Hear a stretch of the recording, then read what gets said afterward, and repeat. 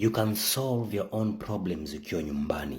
Self deliverance unaweza ifanya ukiwa nyumbani. Kumbuka, kwa kila tatizo kuna roho ndani yake. Roho ya ufukara, roho ya magonjwa, roho ya aibu. Kuna roho ndani yake. Unatatuaje sasa? Unatumia jina la Yesu. Unatumia damu ya mwanakondoo. Biblia inasema nao wakamshinda kwa damu ya mwanakondoo na neno la ushuhuda wao. Hata wakupenda maisha yao hadi kufa. Biblia inasema jina la Yesu ni jina lipitalo majina yote. Kila goti litapindwa kwa jina la Yesu. Kila goti lazima lipindwe. Biblia inasema kila alitaye jina la Bwana ataokolewa. So ukiliita jina la Yesu utaokolewa na udhaifu wako. So ukiamuru ile roho iliyoingia ndani yako, roho ya magonjwa, roho ya kukosa, roho ya aibu, ukiamuru kwa damu ya mwanakondoo, ukiamuru kwa jina la Yesu, ile roho itamea miguu, itatoweka na itakwenda mahali ilipotumwa, itakwenda kwa yule aliyetuma.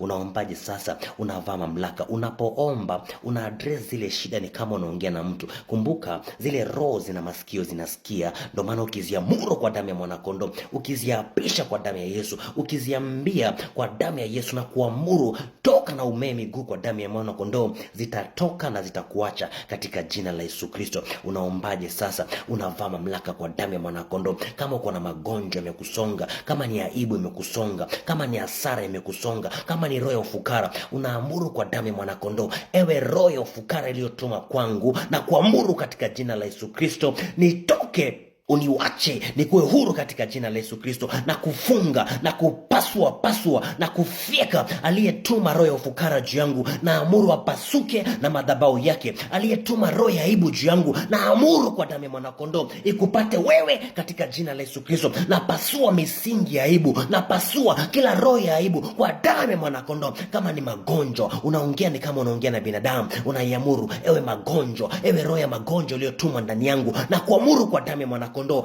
nitoke, niachie, enda kwa aliyekutuma kwa damu ya Yesu na uwezo wa Mungu leo. Ukiamuru ile kwa jina la Yesu, ukitumia mamlaka ya damu ya mwanakondoo, zile roho za kutoka kuzimu zitadondoka vipande vipande, zitanyofoka, zitamwendea yeye aliyetuma katika jina la Yesu Kristo, na zitakuachia huru in the name of Jesus Christ.